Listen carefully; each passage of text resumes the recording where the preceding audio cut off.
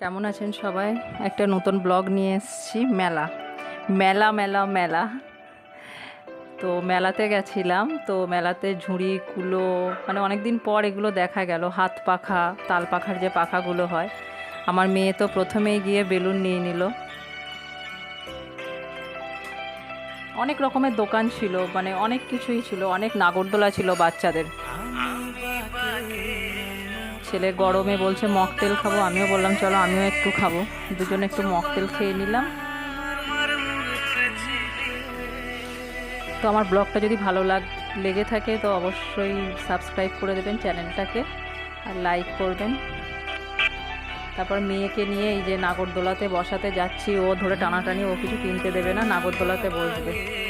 ওই যে খুব খুশি জানেন তো ও বসে। আমি একটু ঘরে টুকটাক জিনিস কিনে নিলাম, সেই ফাঁকে ওকে নাগরদোলাতে বসিয়ে।